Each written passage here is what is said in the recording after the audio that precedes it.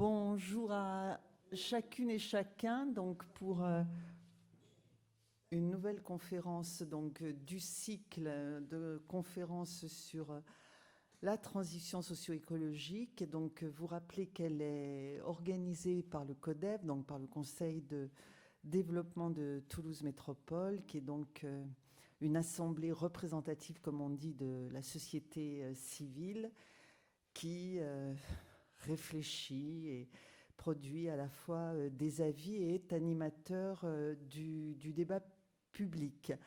On avait donc convenu il y a environ un an d'organiser un cycle un peu long de conférences sur les transitions socio-écologiques avec d'une part une conférence grand public le soir et puis le lendemain un temps de travail plus spécifique avec les agents de la collectivité et les élus. Donc on en est à la 4e conférence d'un cycle qui va probablement se dérouler sur 10 conférences sur l'année 2024 là, et 2025. Donc pour rappeler les sujets que nous avons déjà traités. Donc, nous avons traité la question des îlots de chaleur, nous avons traité la question de est-ce que le mot transition est bien le mot adapté. J'en oublie une,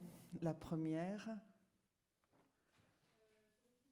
Voilà, évidemment, la première sur le climat, en essayant de faire atterrir la question du réchauffement climatique dans le contexte toulousain. Donc aujourd'hui, on est sur la question du gouvernement, de la gouvernance de l'eau, avec donc deux collègues, Aude Sturma et Geoffrey Carrère, donc, qui se présenteront. Et donc le principe, c'est une conférence de 3/4 d'heure, enfin qu'ils aient le temps de dérouler leurs propos, un temps d'échange. Et puis demain, ils retravailleront avec les agents de la collectivité, les élus de la collectivité. La conférence est enregistrée, elles sont toutes disponibles en podcast sur le site du CODEV. Voilà, vous dire que par ailleurs, nous organisons donc la 5e conférence de ce cycle le 27 janvier, qui est intitulée « Quelle boussole sociale pour les politiques de l'écologie ?» et qui sera présentée par Jean-Baptiste Combi, qui a sorti il n'y a pas très très longtemps un livre sur la question des transitions et des classes sociales au fond. Et puis nous organisons aussi, alors indépendamment du cycle, mais néanmoins en rapport avec les questions de transition, une conférence débat sur la géothermie, enjeux et potentiel. Voilà. Qui sera une conférence qui aura lieu le 11 décembre, une conférence introduite par Audrey Taillefer. Voilà. Vous pouvez aller sur le site du CODEV, vous trouverez l'ensemble des informations sur ce que nous organisons. Voilà, et si vous voulez venir travailler avec nous, bien sûr, n'hésitez pas. Vous pouvez être simplement des amis du CODEV intéressés par les temps de débat et d'échange. Vous pouvez aussi, temporairement ou plus durablement, vous impliquer davantage en venant travailler avec nous. Donc, je ne vais pas être plus longue. Je vous passe la parole tout de suite. Merci beaucoup. Bonjour à toutes et tous. Donc, je m'appelle Geoffrey Carrère, je suis maître de conférence en sociologie. Et ma spécialité est la sociologie de l'environnement. Donc, au sein du CERTOP, qui est un laboratoire de sociologie à l'université de Toulouse de Jean Jaurès. Tu veux te présenter peut-être? Vas-y. Tiens. Oui, ça fonctionne. Bonjour. Donc Aude Sturma, moi je suis chercheur associé donc au CERTOP, dans le même laboratoire que Geoffrey, et je suis aussi sociologue à mon compte. J'accompagne des collectivités depuis une quinzaine d'années sur les questions d'accès à l'eau pour tous et de risques inondation et notamment de sécheresse. Alors nous vous remercions pour votre invitation à présenter nos recherches dans le cadre de ce cycle de conférences sur les transitions socio-écologiques et à ouvrir une réflexion collective avec vous sur un sujet éminemment préoccupant, à savoir la ressource en eau, son devenir et sa gestion. Je vais peut-être poser 2-3 questions, si tu veux bien, Geoffrey. Juste avant, pour qu'on se connaisse un peu, parce que tous, est-ce que vous savez combien vous consommez d'eau par jour? Alors, ceux qui savent, lever la main. Ok. Vous savez combien vous payez l'eau au mètre cube? Ok, on a 2-3 personnes un peu comme ça. Est-ce que vous savez ce qu'est un l'étiage? Ah, là, il y en a plus. Ok.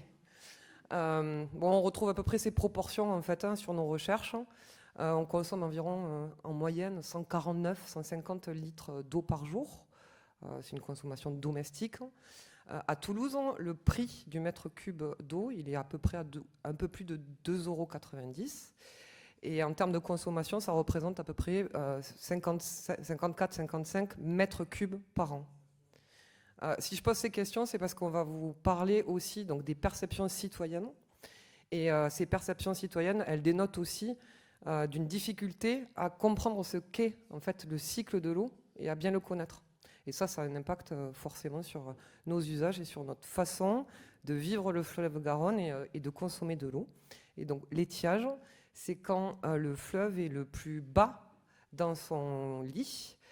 Ça arrive souvent l'été, mais malheureusement maintenant on parle de sécheresse hivernale, donc c'est pas que l'été. Et on va y revenir. Je vais laisser Geoffrey introduire un peu l'état des lieux de ce contexte et de ce risque-là.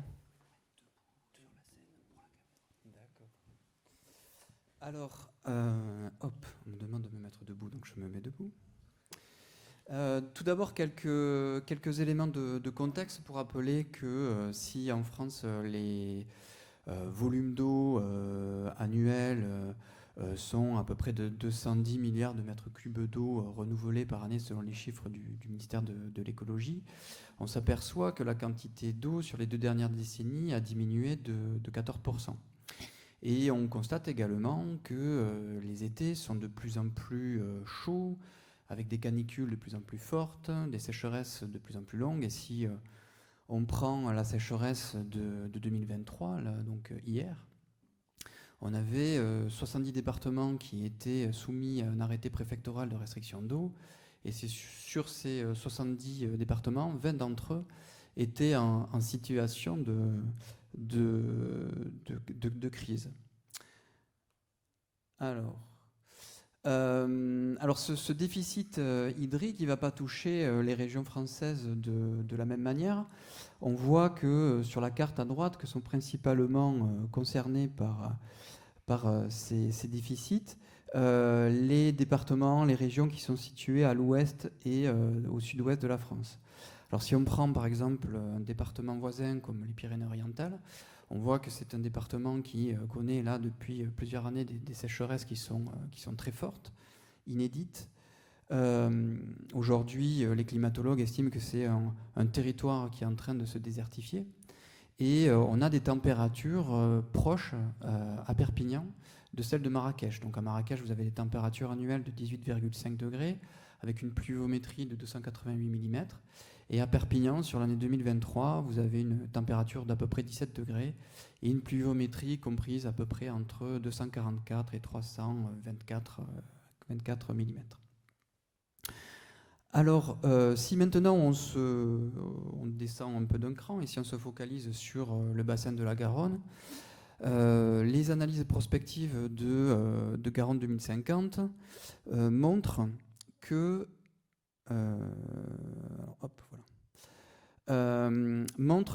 sur le bassin de la Garonne, les températures moyennes annuelles vont augmenter entre 0,5 et 3,5 degrés d'ici 2050.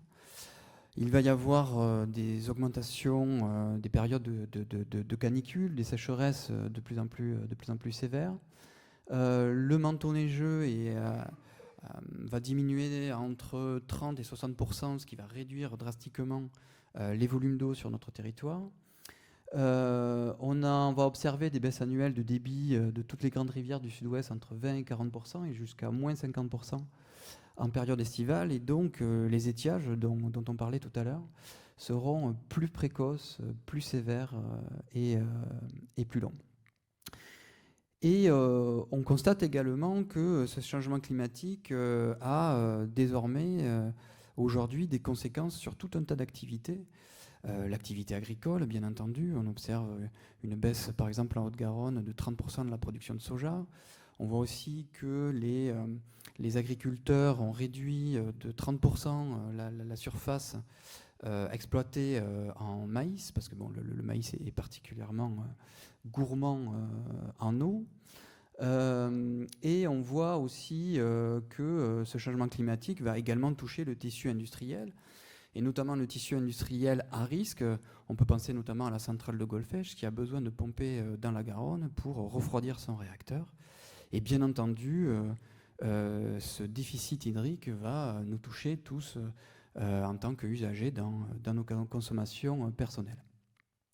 Et donc on se rend compte que finalement, alors qu'il y a quelques années cela nous paraissait impossible, on se retrouve face à des conflits d'usage de plus en plus répétés, dont notamment celui des bassines, ou peut-être plus proche de chez nous, celui du barrage de Caussade, qui a été un barrage construit par les agriculteurs de manière illégale et qui montre une forme d'accaparation de la ressource en eau par un secteur d'activité.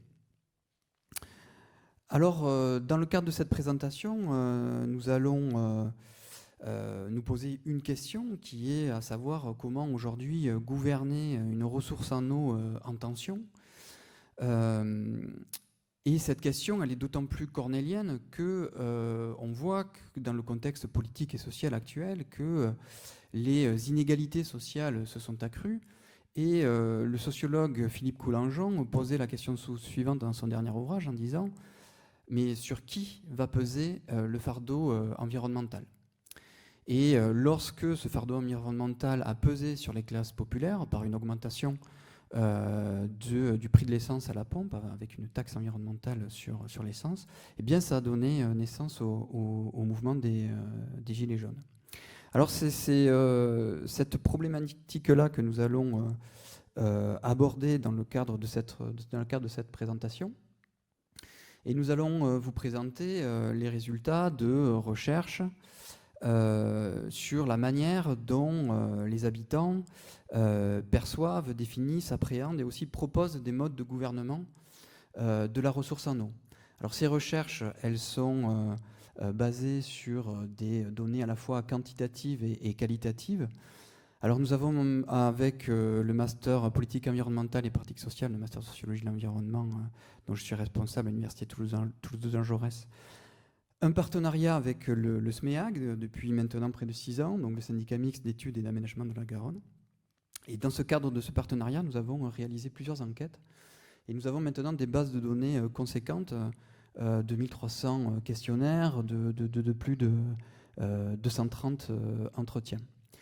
Alors avant de rentrer dans le vif du sujet, peut-être une petite précaution méthodologique. Les entretiens ont été réalisés sur un territoire qui va des Pyrénées... le questionnaire, pardon. Les questionnaires ont été réalisés sur un territoire qui va des Pyrénées jusqu'à l'estuaire de la Gironde, qui représente donc un territoire des différentes unités de gestion du SMEAG. Et les entretiens ou les résultats des entretiens que nous allons vous présenter aujourd'hui, alors on ne va pas vous présenter les résultats des 230 entretiens, donc une partie. Donc ces entretiens ont été réalisés à l'échelle de Toulouse Métropole et de sa périphérie.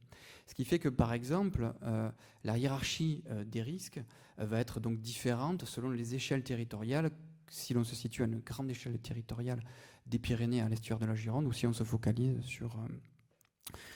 sur Toulouse et sa périphérie.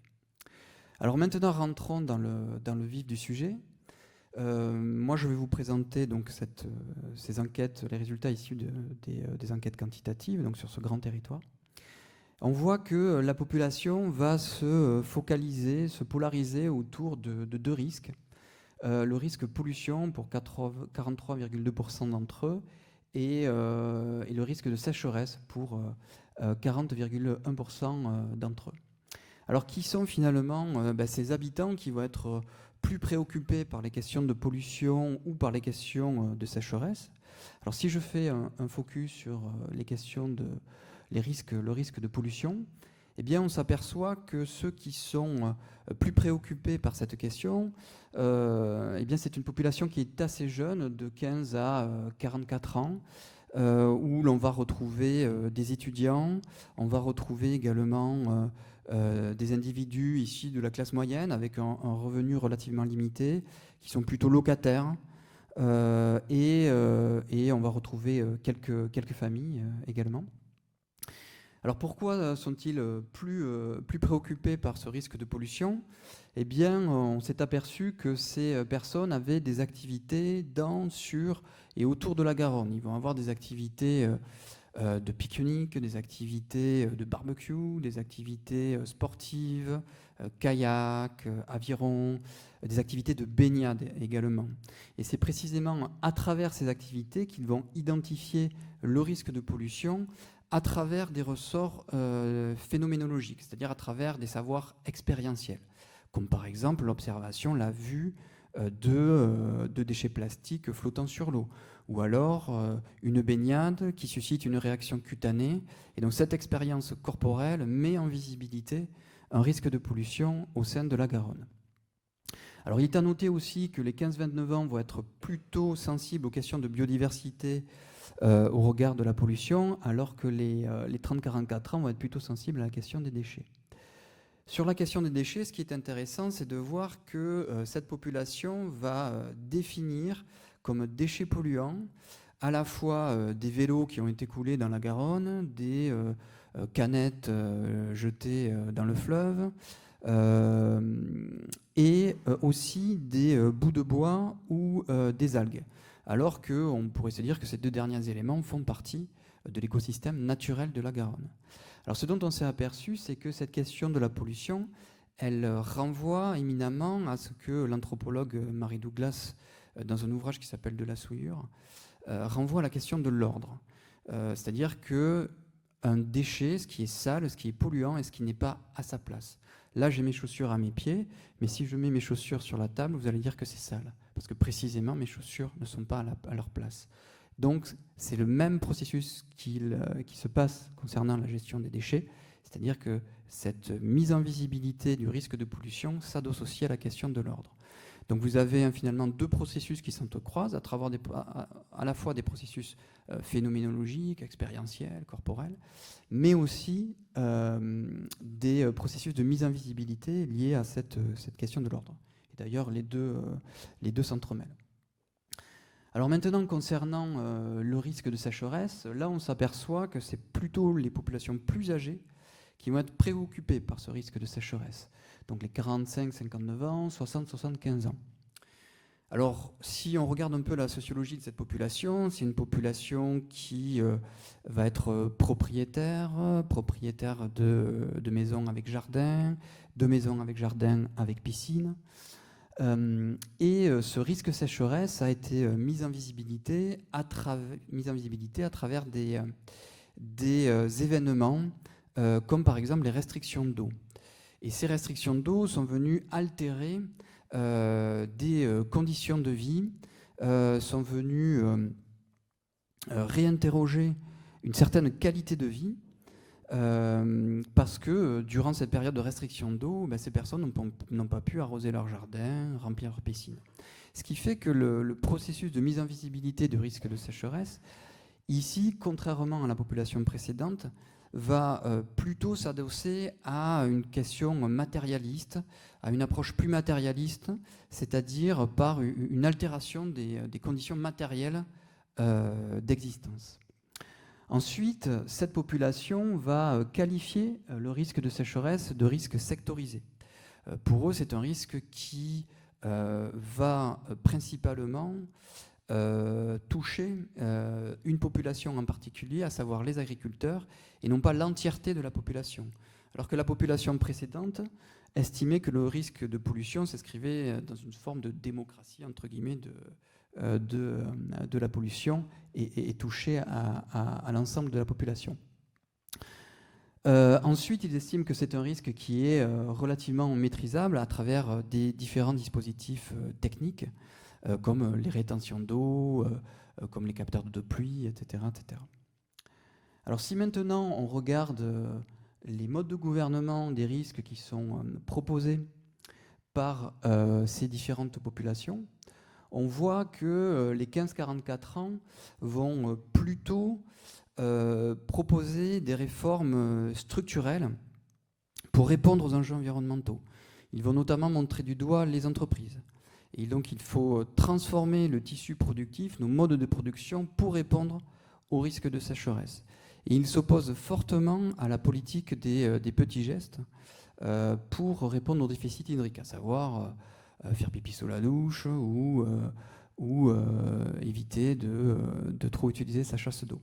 Pourquoi ? Parce que cette politique des petits gestes masque justement ces enjeux structurels qui sont pour eux la cause principale des risques environnementaux. Et par ailleurs, ces politiques des petits gestes sont vécues pour eux comme un véritable fardeau, dans la mesure où on n'identifie pas les... Ok, je suis encore en vie. C'est ça, tout va bien. Qu'est-ce que je disais, moi, du coup ? Je disais que donc les 15-44 ans étaient très critiques par rapport à cette politique des petits gestes. Oui, voilà. Donc, parce qu'ils estimaient que cette politique des petits gestes était un véritable fardeau, dans la mesure où on leur demande tout le temps de gouverner les problèmes environnementaux par la responsabilité individuelle, sans finalement changer ceux qui sont pour eux la véritable cause, à savoir notamment les entreprises et les grandes entreprises. Pour les 45-59 ans, c'est complètement l'opposé. Eux, ils vont estimer qu'au contraire, c'est par la responsabilité individuelle, par les petits gestes du quotidien, que l'on peut répondre aux enjeux environnementaux. Alors on a vu que c'était une population qui avait une certaine aisance financière, et finalement ces changements de pratiques individuelles comme isoler sa maison ou mettre en place des dispositifs de retenue de pluie sont en quelque sorte des mesures sans regret pour eux. C'est des mesures qui sont relativement faciles à mettre en place et qui plus est vont augmenter la valeur de leur patrimoine immobilier. Enfin, pour les 60-75 ans, pour eux, la réponse principale à avoir face aux enjeux environnementaux, c'est faire appel à la science, faire appel aux techniques. Donc là, on est sur une population des 30 Glorieuses, une population qui précisément estimait que la science allait apporter le progrès et que par la science, on allait trouver toutes les réponses à nos problèmes. Et donc on est plutôt dans une vision un peu scientiste des modes de gouvernement des risques environnementaux. Alors pour terminer, puis je passerai après la parole à Aude, ce qu'on observe aussi, c'est que ceux qui se déclarent plus prompts à agir sur les problèmes environnementaux, ce sont des populations qui vont avoir plutôt un fort capital culturel, un fort capital économique également. On va retrouver beaucoup de cadres, de professions intellectuelles supérieures. Mais ce qui ne veut pas dire que forcément ces populations sont prêtes à agir et à mettre en place ce type de dispositif. Par ailleurs, et là vous le verrez sans doute avec la présentation de Jean-Baptiste Combi le mois prochain, je crois, on voit que les classes populaires sont finalement frugales par nécessité, pour reprendre les mots de Philippe Collongeon. C'est-à-dire que parce que le prix de l'électricité est élevé pour eux, eh bien, elles ne vont pas chauffer, elles vont assez peu se déplacer, elles vont très peu partir en voyage, très peu prendre l'avion. Et donc c'est une population qui est faiblement pourvoyeuse de risques environnementaux, alors même qu'elle les subit plus grandement. Je prends juste l'exemple du quartier du Mirail, par exemple. Le quartier du Mirail, vous avez à la fois un périphérique, pollution de l'air, pollution sonore, une ligne aérienne, pollution de l'air, pollution sonore. Vous avez également l'incinérateur. Et donc, ils sont plus touchés par les risques environnementaux que la précédente population. Voilà, je te passe. Moi, je garde le micro, par contre, je prends la zapette. Merci. Alors on va resserrer un peu la focale sur les Toulousains et la perception du risque sécheresse de la Garonne par les Toulousains. Juste pour rebondir sur ce que tu disais, Geoffrey, il y a aussi une explication sur le capital économique et la capacité à se projeter. C'est-à-dire qu'on peut considérer que plus on a un capital économique important, plus on a une capacité, on a un horizon temporel qui s'étend. Donc plus on va être capable de mettre en place des stratégies pour faire face, notamment pour faire face aux risques. Ce qui n'est pas forcément évident quand on est issu de classes populaires où les risques ne sont pas les mêmes et l'horizon temporel est plutôt resserré dans une logique du quotidien. Je vais faire 2 temps, mais en fait j'en ferai 3, mais ça sera la conclusion. Je vais essayer de qualifier comment est perçu le risque sécheresse par les Toulousains et finalement essayer de donner des éléments de comment créer une culture du risque. Alors ça, c'est un travail qui a été mené aussi avec le SMEAG, donc le syndicat mixte d'études et d'aménagement de la Garonne. Donc c'est lui qui gère justement le soutien d'étiage depuis 30 ans. Il faut savoir que l'été, si vous êtes Toulousain, quand on ouvre nos volets, si c'était pas géré par le SMEAG et qu'on faisait pas du soutien d'étiage, en fait la Garonne elle serait sèche. Donc en fait on se rend compte du risque aussi quand on est en expérience et finalement quand c'est bien géré on ne s'en rend pas compte tout le temps. Donc c'est des millions de mètres cubes qu'on reverse tous les ans dans la Garonne. Et puis c'est pas comme si on n'avait pas des enjeux. On a déjà les enjeux d'eau potable, on a les enjeux pour l'agriculture, et puis bon, on a une centrale nucléaire aussi. Voilà, donc on a plusieurs enjeux, et c'est le SMEAC qui gère ça. Donc je vais, si ça fonctionne. Donc moi je me suis intéressée vraiment aux Toulousains sur une recherche, enfin une étude qu'on appelle qualitative, parce qu'en fait j'ai mené des entretiens. Donc là je vise pas la représentativité statistique, mais plutôt l'ensemble des représentations qu'on peut retrouver par rapport à ce risque. Et le risque sécheresse, en fait, il est très peu cité en général quand on parle aux Toulousains, quand on leur demande une question très ouverte, d'après vous, quels sont les risques liés à la Garonne? Ce qui revient comme enjeu majeur, c'est le risque d'inondation et de pollution, et puis ce qu'on peut appeler aussi les risques directs, c'est le risque de chute depuis les berges ou de noyade. Il y a des faits divers d'ailleurs qui en parlent et qui l'évoquent.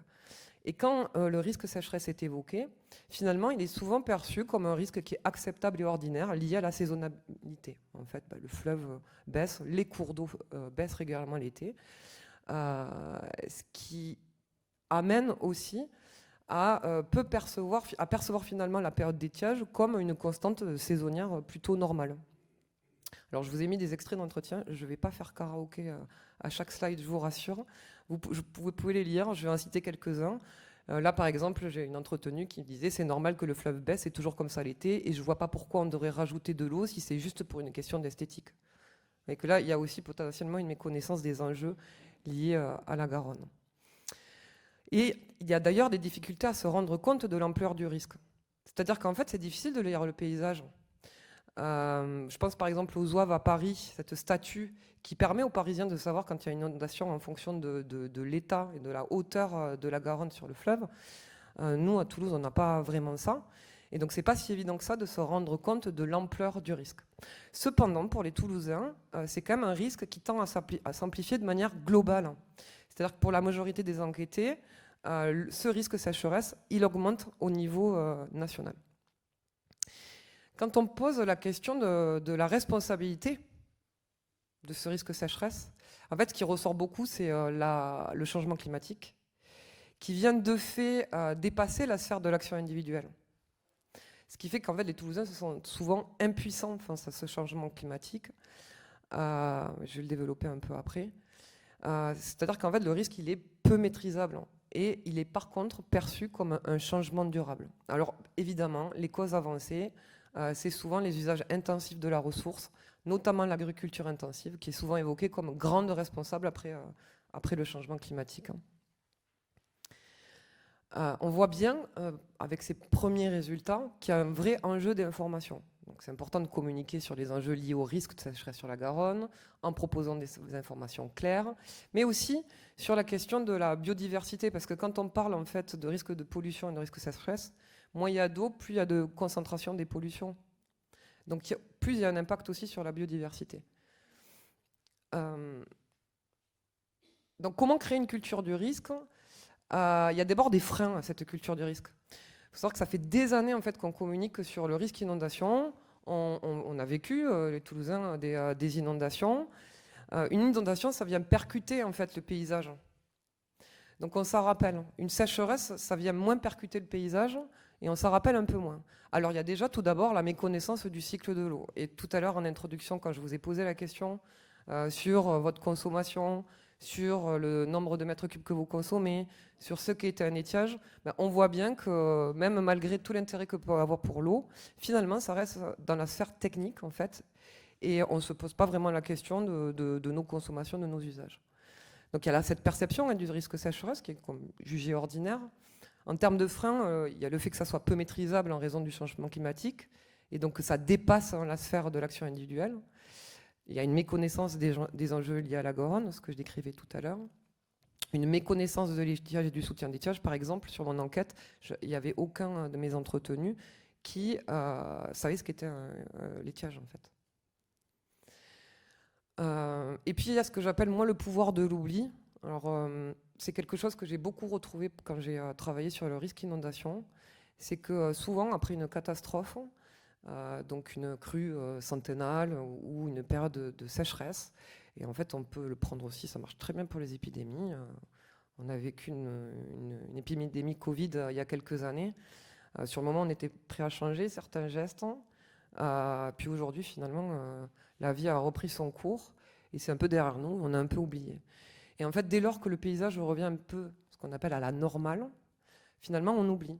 Ce qui fait que ce pouvoir de l'oubli, en fait, il est très fort pour mettre en place une culture du risque importante. Et malheureusement, Geoffrey, tu le disais tout à l'heure quand tu parlais de phénoménologie et d'expérience, c'est-à-dire que c'est à partir du moment où les pratiques sont percutées qu'on prend conscience du risque. Sauf que là, on comprend bien que plus nos pratiques vont être percutées, moins on va peut-être oublier, mais plus ça sera peut-être trop tard. Alors on s'est intéressé à finalement, et donc ça c'était aussi une question pour le SMEAC, de se dire comment on peut sensibiliser les gens en fait. Et donc on s'est intéressé, on leur a demandé quel type de discours, quel type d'information en fait les Toulousains avaient envie d'avoir pour avoir ce risque en tête et mettre en place, si ce n'est des petits gestes, mais en tout cas avoir une meilleure idée du cycle de l'eau. Ce qui ressort, c'est qu'en fait, tous les discours alarmants de type injonction, taxe, ou mesures coercitives, alertantes, en fait, sont plutôt à proscrire, parce que ça fait déjà peser une culpabilité. Tu en as parlé, hein, tu parlais de fardeau environnemental tout à l'heure, Geoffrey. Et ça parle beaucoup ça aux Toulousains. Et d'ailleurs, on peut le voir dans les phénomènes qu'on a eu, par exemple, pour les Gilets jaunes. Ce type de discours-là, en fait, n'est pas du tout dans l'intérêt pour les Toulousains. Au contraire, en fait, pour eux, l'important, c'est d'avoir un discours scientifique, objectif, qui permet aussi de leur donner, en fait, ce qu'on appelle l'empowerment, de la capacité à agir, en fait, avec des données objectives qui permettent d'avoir une transparence et une confiance aussi. Ce qui nous avait surpris aussi, mais ça je vais y revenir, c'est les types de sensibilisation plutôt artistiques. Et ce qui ressort quand même pas mal, c'est aussi le besoin de mise en visibilité des efforts réalisés par les acteurs économiques en fait. Parce que les Toulousains ont l'impression que c'est toujours à eux qu'on demande en fait des efforts. Et finalement, les acteurs industriels, les acteurs de l'eau, mettent moins en avant en fait ce qu'ils font pour l'économie de la ressource. Et donc c'est quelque chose qui ressortait beaucoup par les Toulousains, pour les Toulousains. C'est pas là, c'est là. Voilà. Autre chose, et ça vaut pour plein d'endroits, c'est que quand on fait de la sensibilisation, notamment par les acteurs institutionnels, on invite à des conférences, on invite à des assises. J'étais aux assises de l'eau de la Martinique avant-hier. J'étais sur un atelier qui était comment mieux associer la société civile à la gestion de l'eau. Aucun usager n'était invité. Vous voyez ?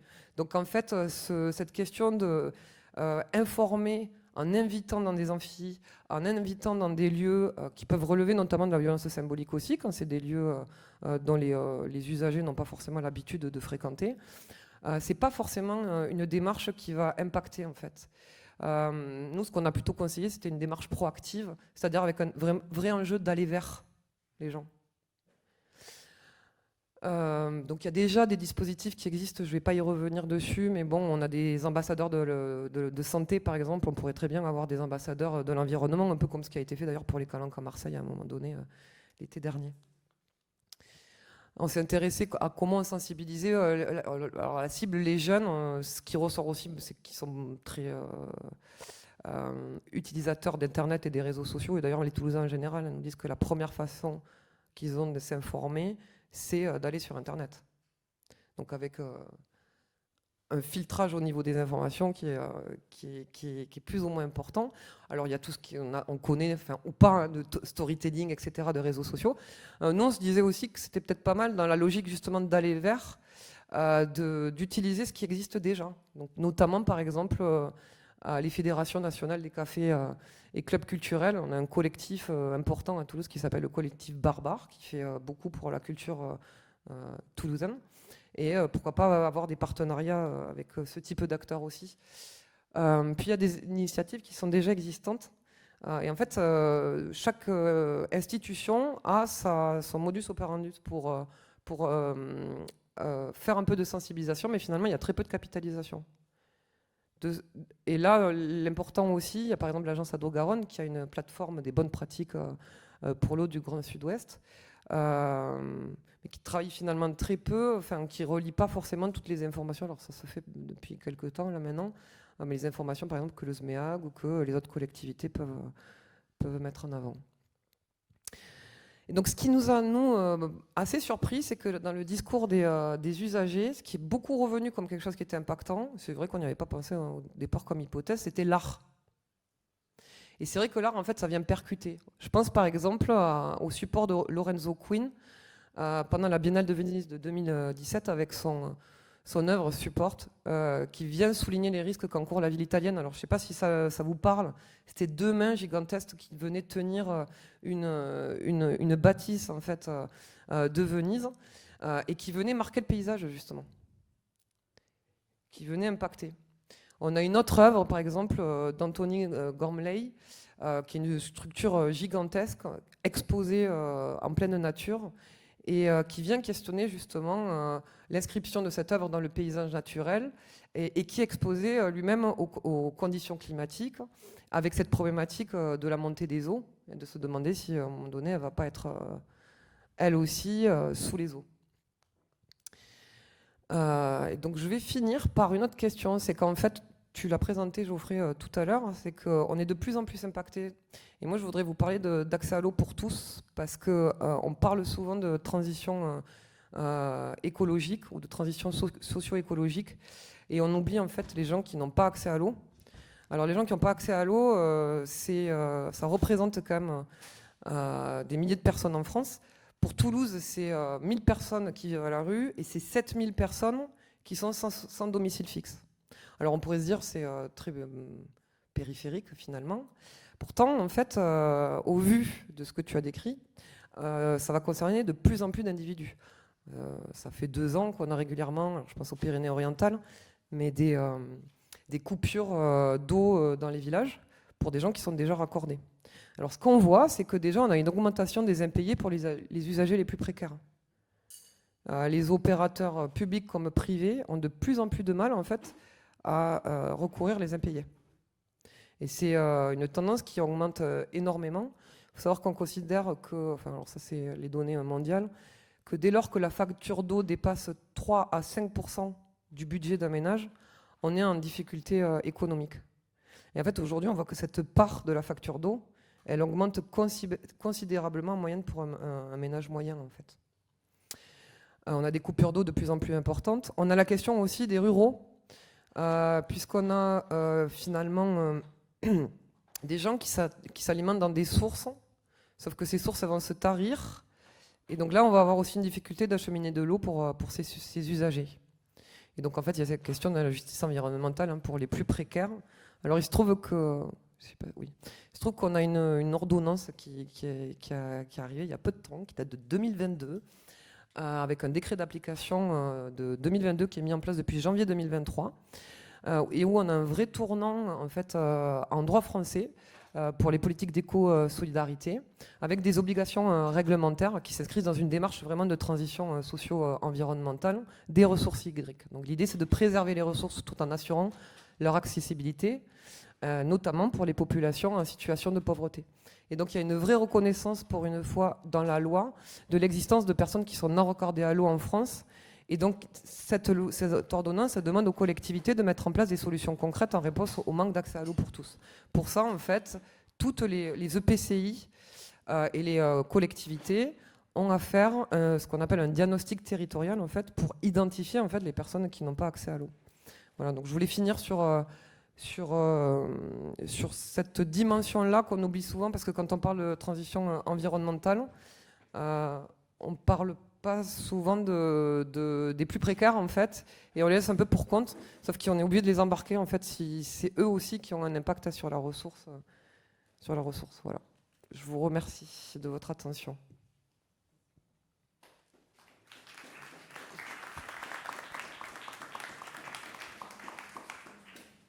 Bon, je suppose qu'il y a des questions, je ne sais pas comment ça...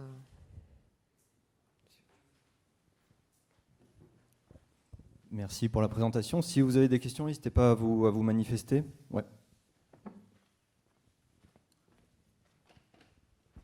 Bonsoir. Vous avez parlé... La question que vous avez... Dans ce que vous présentez, vous avez indiqué que les gens préféraient être dans le ludique. Est-ce que c'est dans le déclaratif ou est-ce que c'est dans leur attitude réelle? Parce qu'on voit que souvent les gens vous disent qu'ils aimeraient faire, mais qu'en fait ça n'a pas réellement d'impact pour eux. Je pense notamment par exemple aux politiques qui ont eu lieu sur la collecte des déchets, le tri des déchets et les collectes au poids dans certaines municipalités où il a fallu mettre en place la collecte au poids pour avoir un vrai impact sur la réduction des déchets et le fait que les gens compostent. On est tous d'accord pour que, effectivement, il faut que ça soit plus ludique et qu'on ne nous tape pas dessus. Mais derrière, dans la réalité, comment vous arrivez à mesurer si ce que vous disent les gens sont réellement la façon dont ils agissent dans la réalité? C'est très difficile ça de le mesurer effectivement. Plusieurs peut-être éléments, c'est que alors pour les déchets, ça fonctionne effectivement au poids et ça fonctionne parce qu'il y a une sanction en fait économique. Donc ça va fonctionner pour certains usagers. Mais ce qu'on a par exemple vu sur la question des déchets, et c'est pareil pour l'eau, c'est des phénomènes aussi d'amoncellement ou de comportement de déchets sauvages qui ont énormément augmenté.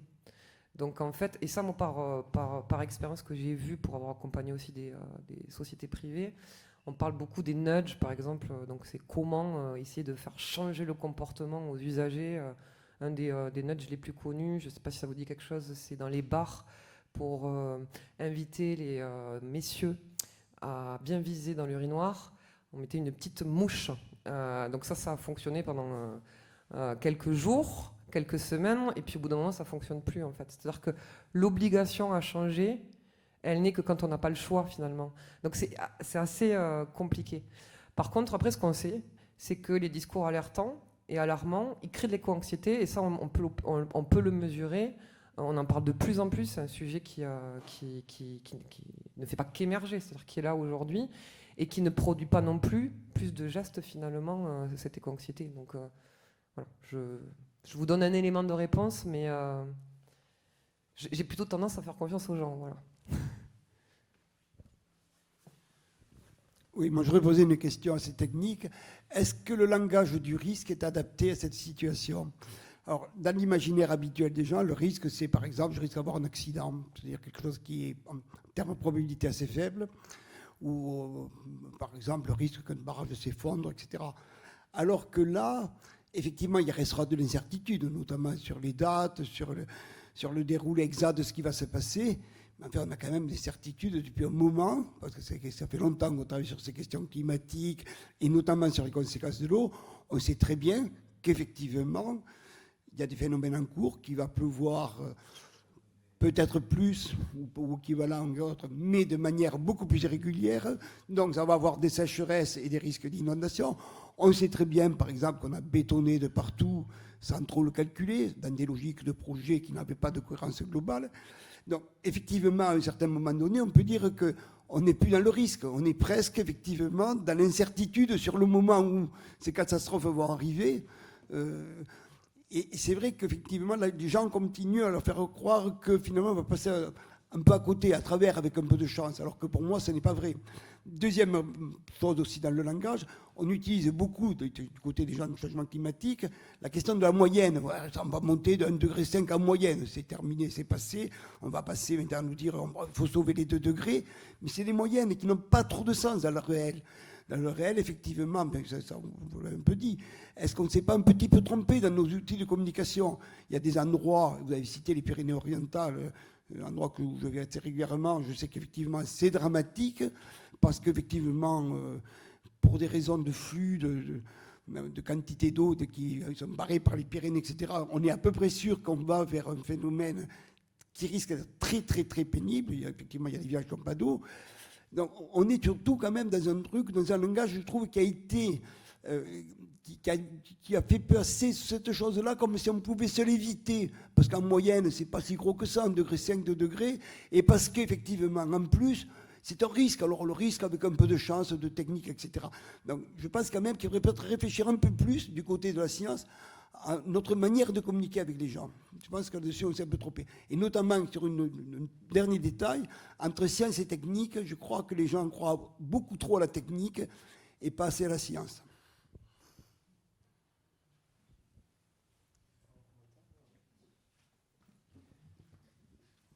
Bon, je pense que vous avez raison, c'est-à-dire que plus on avance et plus on voit notamment les rapports du GIEC, entre autres, je pense qu'on n'est plus véritablement dans un risque. Là, maintenant, on est dans une forme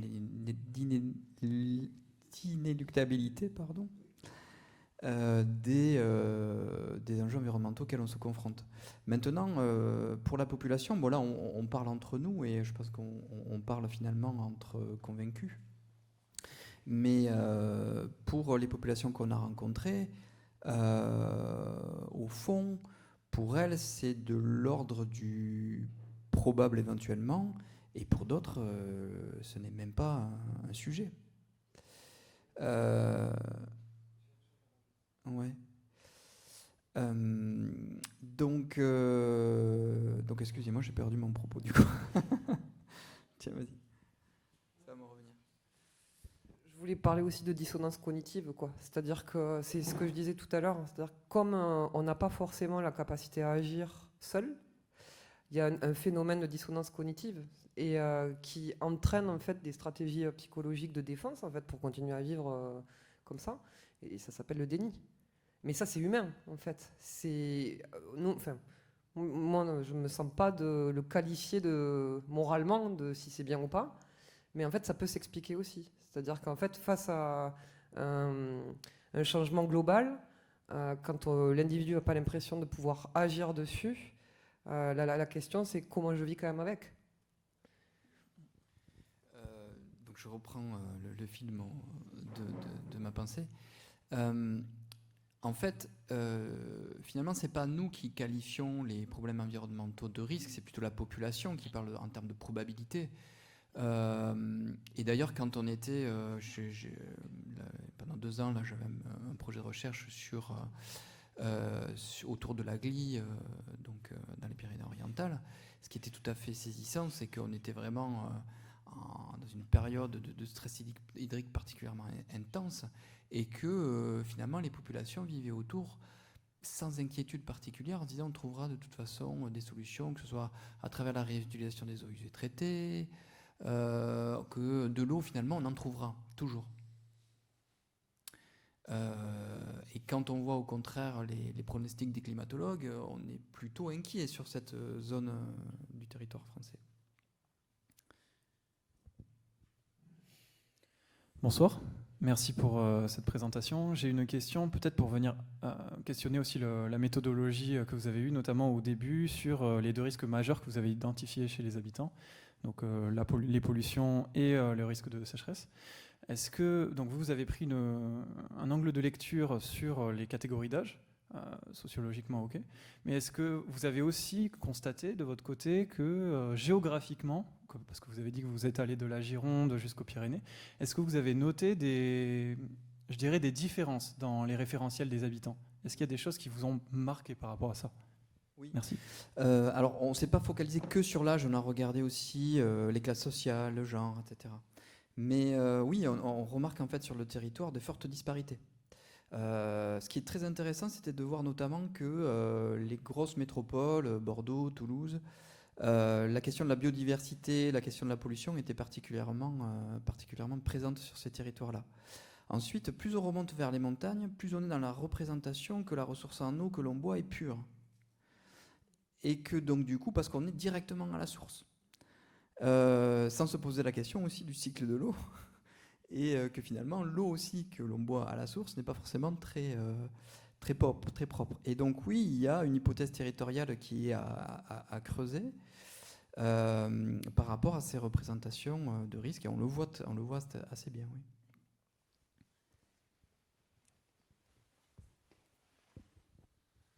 Bonsoir. Excuse-moi, j'ai besoin un peu plus longtemps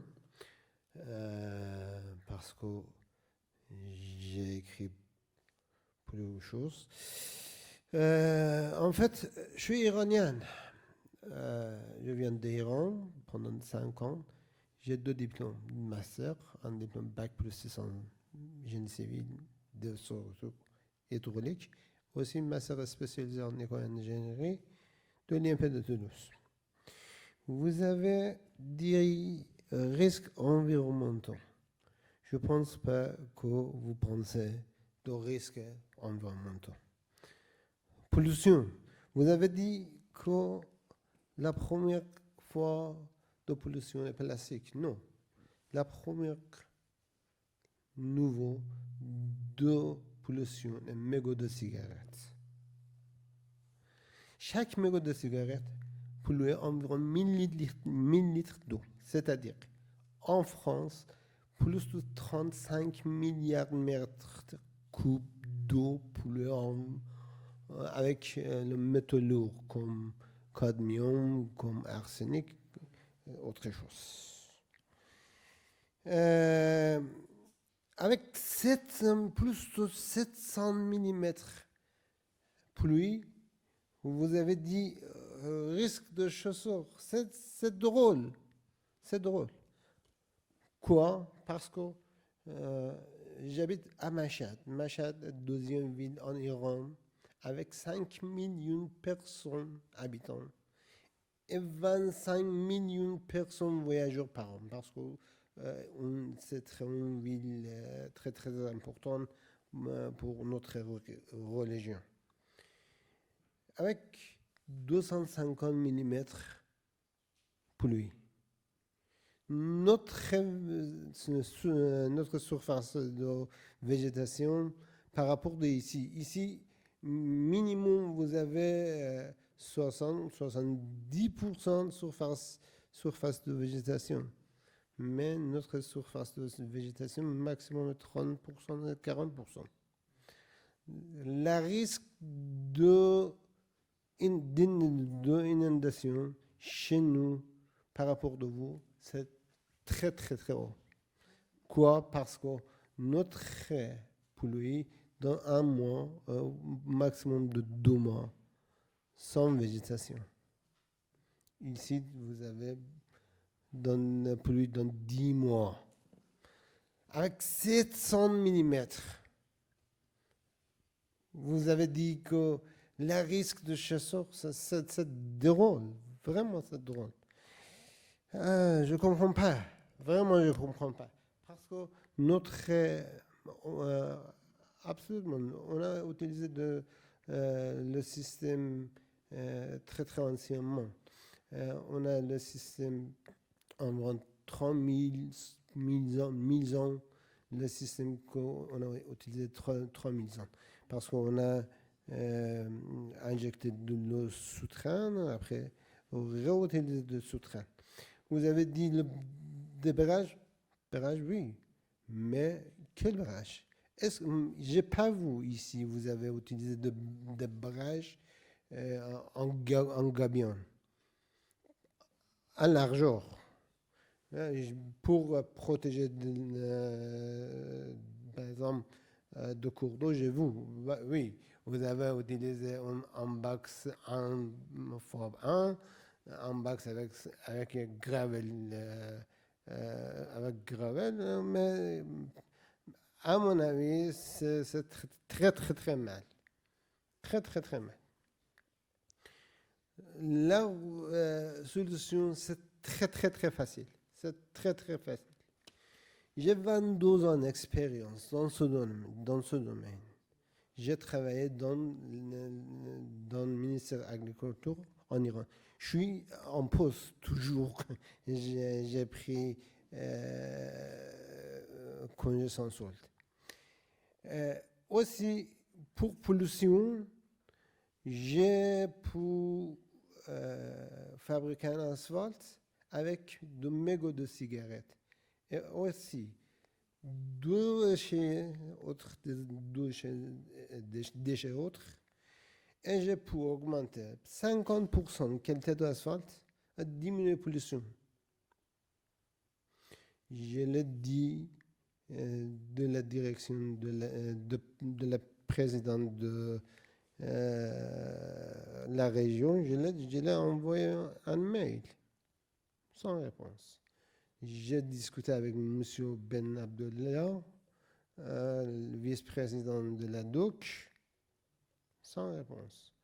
Mais je pense il n'y a pas ici, en fait,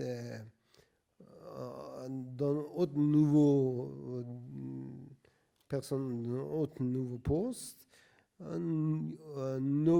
soit nouveau pas, soit nouveau pas. Parce que c'est très, très, très, très facile.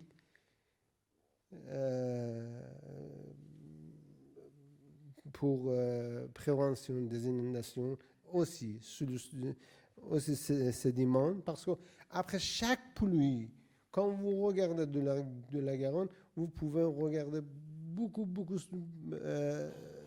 sédiments.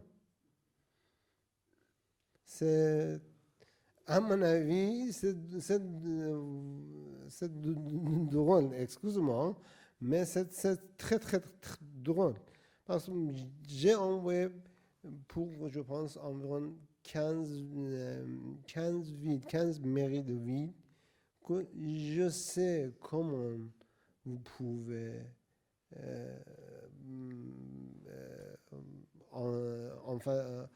devant de la risque d'inondation, comment on fait. Je l'ai en micro-entreprise. Vous pouvez... ouais. Je n'ai pas autre question. Juste, je veux expliquer qu'à mon avis, vous ne voulez pas changer les conditions. Juste ça. Mais des autres, à mon avis, c'est drôle. Excuse-moi. Pardon. Merci. Alors, je ne sais pas si je vais pouvoir répondre à votre question. Alors, concernant les mégots de cigarettes, donc, je ne suis pas chimiste. Donc, mais bon, je sais qu'effectivement, dans les mégots de cigarettes, on retrouve tout un tas de micropolluants, etc. Mais peut-être pour répondre à votre question sur l'inondation, ça rejoint finalement la réponse que je faisais tout à l'heure. Il y a des parties du territoire, effectivement, où il y a une culture de l'inondation, où il y a une mémoire de l'inondation, et à Toulouse, c'est le cas. Et dans la hiérarchisation des risques, effectivement, l'inondation c'est ce que présentait Aude, est un risque qui va être perçu comme étant prioritaire. Alors, c'est peut-être le cas aussi sur votre territoire. Maintenant, la principale difficulté qu'on voit avec le risque sécheresse, c'est que précisément, il est invisibilisé par l'action du SMEAG, parce que le SMEAG remplit finalement la Garonne à travers différents canaux, on ne voit pas ce risque de sécheresse. Or, il est là. Il y a une évapotranspiration, je crois qu'elle approche presque d'ici 2050, de mémoire, je crois qu'elle risque d'approcher les 60%. Le manteau des jeux va diminuer drastiquement. Donc ce n'est pas parce qu'on ne le voit pas que le risque n'est pas présent.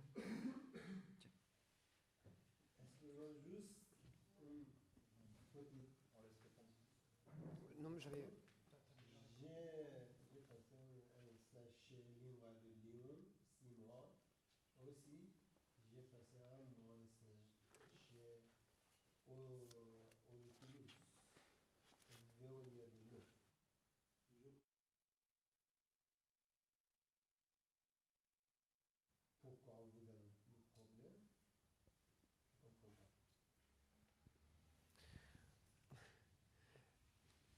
Alors après, c'est vrai que nous, de notre côté, tout l'enjeu et tout le propos qu'on a... Moi, j'entends, en fait, justement, parce que vous rentrez dans la dimension technique, en fait.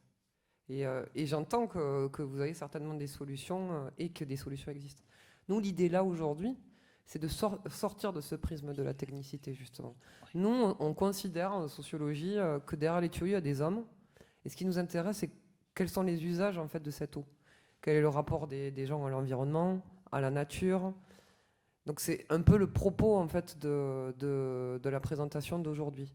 Le propos, il est moins de questionner pourquoi le risque inondation arrive ou pourquoi le risque sécheresse arrive. Voilà. Pardon. Moi, j'avais une autre question. Vous avez abordé tout à l'heure la question de réutilisation des eaux usées. Je suis du CODEV. Récemment, un maire, enfin des élus de l'Est de Toulouse m'ont dit que dans les constructions des maisons neuves donc, de chez eux, l'Est de Toulouse se construit beaucoup en ce moment, il y avait plus environ 60 à 70% des constructions qui mettaient en place système de récupération des pluviales, mais aussi des eaux grises pour un certain nombre d'entre eux, pour, non pas pour l'arrosage, mais pour leur consommation, etc. Donc, est-ce que vous avez senti, à certains endroits, etc., cet intérêt, ça veut dire cette sensibilisation, en tout cas, au problème de l'eau en général. C'est assez surprenant qu'on ait un tel taux.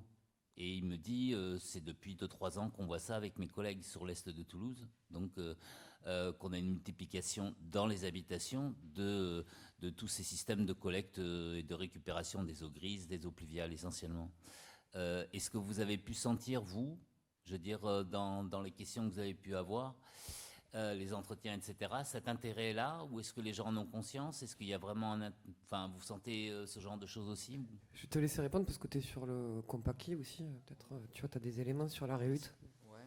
Alors moi, je l'ai donné surtout des Pyrénées-Orientales, donc sur Toulouse, je ne serais pas capable de vous répondre. Après, de ce que je comprends, tel que vous le décrivez, j'ai l'impression qu'il s'agit d'habitations assez modernes qui ont été construites avec ces formes de réutilisation des eaux usées traitées. Mais je dirais, bon, sur le territoire, en tout cas des Pyrénées-Orientales, la principale question, la principale controverse était liée à la réinjection dans les nappes. Et c'était ça, en fait. C'est-à-dire que lorsque, finalement, l'eau usée traitée est utilisée pour l'arrosage, pour des terrains de foot, etc., bon, bah, le point cardinal à ne pas dépasser, c'était la valeur sanitaire. Parce qu'à partir du moment où on réinjecte dans la nappe, donc on ne sait pas si on va polluer ou pas. Alors, l'idée, c'était de la réinjecter dans une nappe supérieure, mais on ne connaît pas la porosité en fait, entre les nappes. Et donc, si vous réinjectez une eau usée qui est mal traitée, vous polluez la totalité de la nappe et là, vous ne pouvez plus la boire, quoi. Donc là, c'était le frein principal pour les populations, quoi. Mais je ne sais pas si ça répond vraiment à votre question. Par rapport, juste sur la perception qu'on a de la qualité de l'eau, en fait, ça c'est les experts d'ailleurs de Haut-de-Paris. Mais ce qu'on voit, nous, c'est que en fait, on commence à avoir une méfiance par rapport à l'eau du robinet ou qu'on utilise à partir du moment où il y a une variation dans le goût. Si le goût ne varie pas, on n'a pas de sensibilité à cette eau et on la boit et on y est habitué. Dès lors qu'elle varie, c'est-à-dire qu'on va avoir des phénomènes de chloration, enfin, ce genre de choses, là on commence à se poser la question en fait. Donc c'est pas vraiment sur la réhute la réponse que je vous fais, mais c'est qu'en tout cas du point de vue du particulier, du citoyen, il y a à chaque fois que j'ai été moi sur des sites dans les territoires d'outre-mer ou dans d'autres pays ou en métropole où la qualité de l'eau était questionnée, c'est quand il y avait une variation, mais qui n'était pas corrélée à sa potabilisation. Enfin, elle était potable et de qualité. Mais dès lors qu'on a une variation du goût, là par contre, on a justement une sensibilité. Et ça revient à la question de la percussion des pratiques et de l'expérience, quoi. Alors, j'avais juste quelques petites remarques à faire.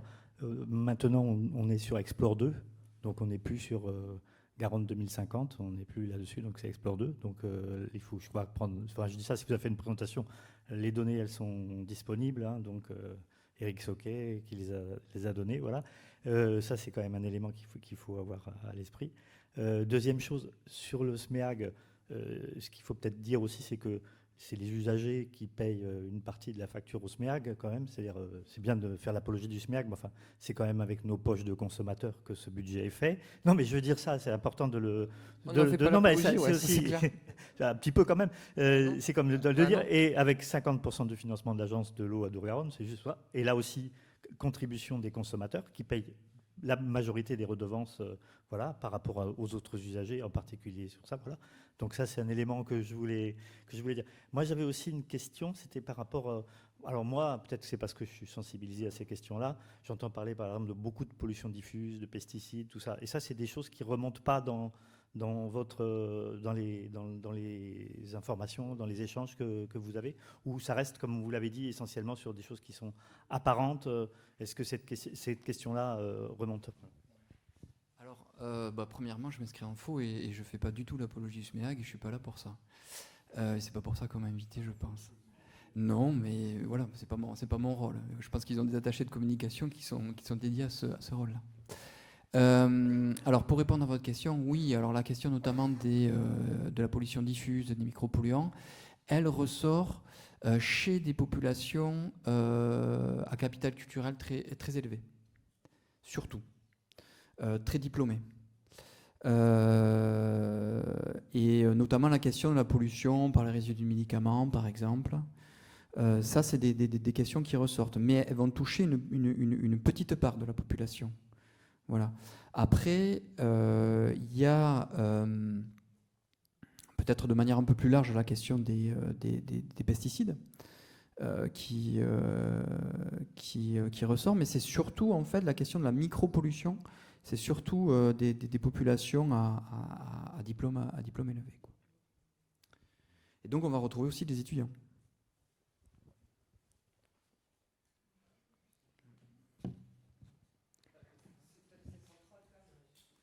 Pour rebondir sur ce que vous dites, parce qu'on parle du SMEAG, mais en fait, il y a quelque chose qu'on n'a pas forcément évoqué là aujourd'hui, mais qui est quand même central, c'est la question du prix de l'eau.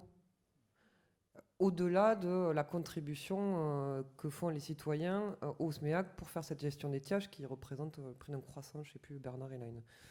Enfin, c'est pas, voilà, c'est plus, ça pèse aussi beaucoup sur les agriculteurs, par exemple. Mais il y a cette question de comment on finance aussi l'accès à l'eau et le prix de l'eau. Pour l'instant, on est sur une logique de l'eau paie l'eau. C'est-à-dire qu'en fait, en France, et sur la directive européenne, c'est comme ça, c'est que les investissements et le fonctionnement est financé sur la facture des citoyens.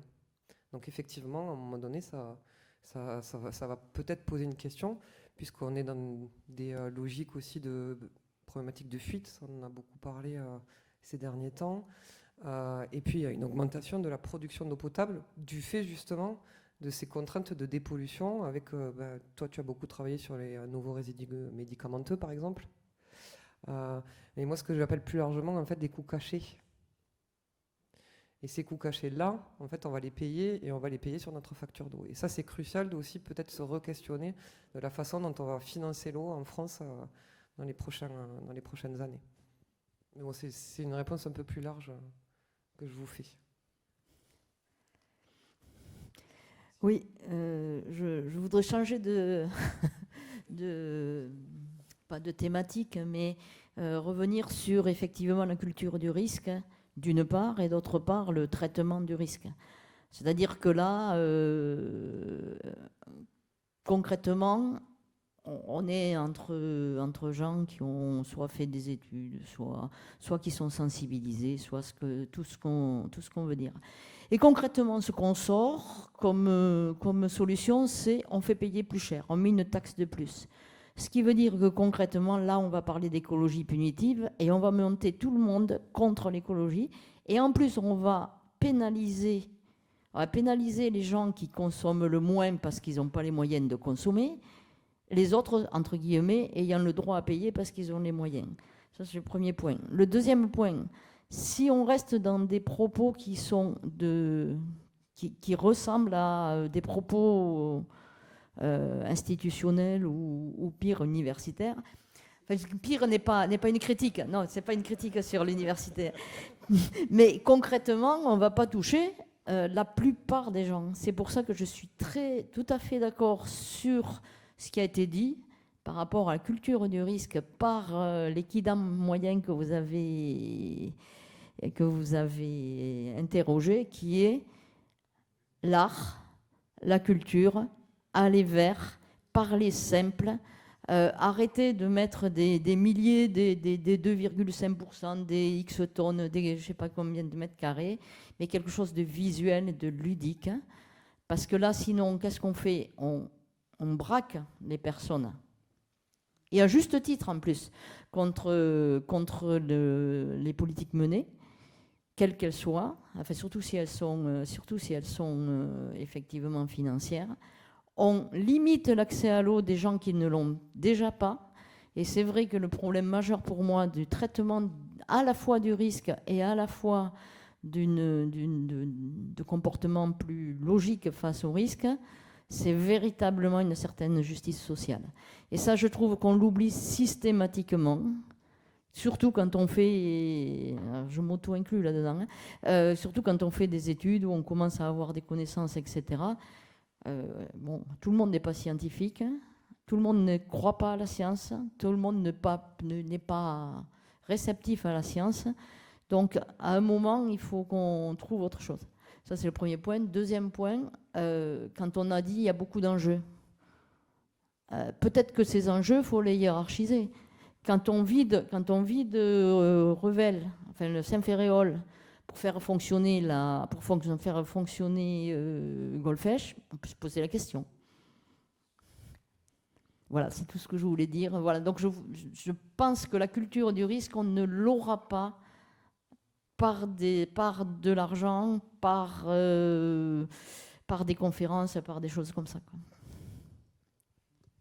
Oui, ça va un peu dans le sens de ce que je disais tout à l'heure, en fait, hein, c'est que malheureusement, c'est de l'expérience aussi de l'événement qui nous fait prendre conscience. Et après, c'est comment on lutte contre ce pouvoir de l'oubli. Je parlais du Covid tout à l'heure, etc. Donc je ne vais pas m'étendre, mais bon, vous êtes bien rattrapé sur le côté universitaire, donc ça va, je ne vais pas trop répondre. Je crois qu'on a déjà mené, mais après, juste pour vous donner un exemple, c'est qu'on est sur des solutions toujours techniques. J'accompagne la Maison des sciences de l'homme de Montpellier en ce moment sur un projet de recherche qui vise à revitaliser les villes de Montpellier, de Toulouse, pour lutter contre les îlots de chaleur, par exemple. Et en fait, alors c'est très bien, on va végétaliser les centres-villes, sauf qu'on n'a pas pensé en fait aux épidémies liées à cette revégétalisation. Par exemple, aux moustiques. Et vu que notre climat change, le moustique va être de plus en plus présent et risque d'amener des maladies dans la ville. Donc en fait, il faut aussi penser les choses de manière très, très large. Et quand on s'intéresse à cette question-là, par exemple, du risque lié aux moustiques, on se rend compte que finalement, c'est un risque qui est perçu par les chercheurs, par des gens qui ont des piscines, qui sont exposés dehors, mais que finalement, est-ce que quand on est au 10e étage en haut de sa tour, le moustique est aussi présent? C'est pas sûr. Donc en fait, il y a une question de hiérarchisation des risques. Et donc il y a ce côté toujours un petit peu aussi qui serait méprisant de dire que certaines personnes ne comprennent pas le risque ou ne le perçoivent pas. Et des fois, c'est pas des questions de perception. on le perçoit. Par contre, il n'est pas hiérarchiquement important, il n'est pas prioritaire. C'est pour ça que je parlais tout à l'heure en fait, d'horizon temporel et de stratégie, de capacité à faire face en fait. On n'a pas tous les mêmes capacités à faire face parce qu'on n'a pas tous la même connaissance en fait, de notre environnement, on n'a pas tous le même rapport à notre environnement. Et c'est des phénomènes en fait, on va dire complexes en fait. Je ne sais pas si tu veux rajouter quelque chose, Geoffrey.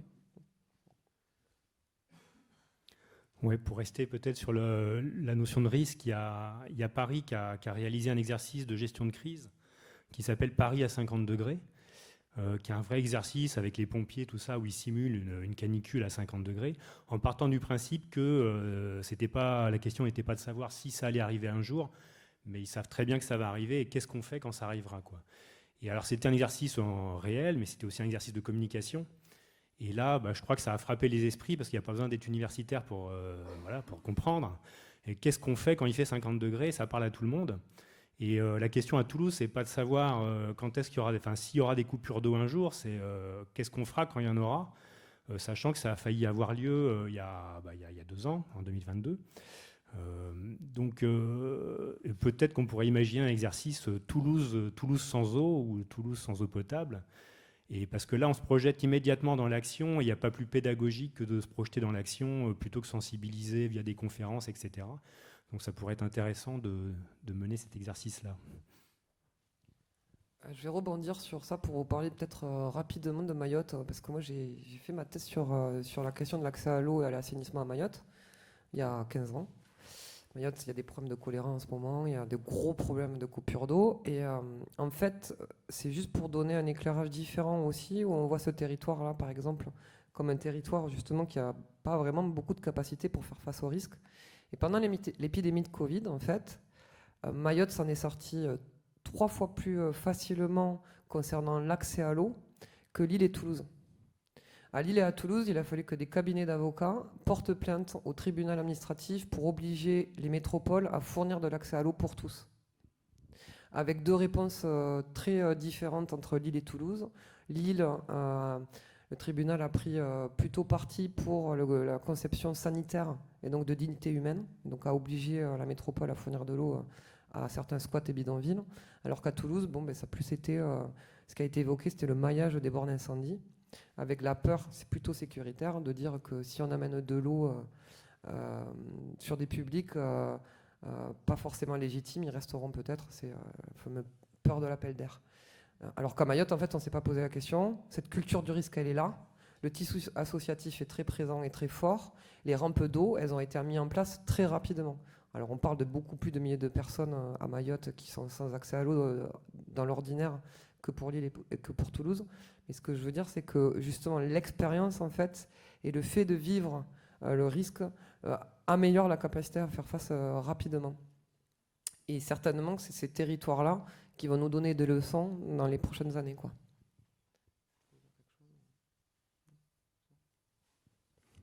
Oui, bonsoir.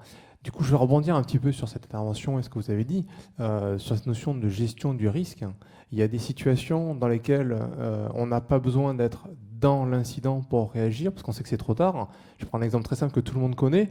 La voiture, sur une route, c'est pas quand on est dans le véhicule de devant qu'on va dire « Ah, ben il faudrait faire quelque chose ». D'accord ? Donc ces scénarios à 2050, c'est du flanc. D'accord ? Ça ne servira à rien.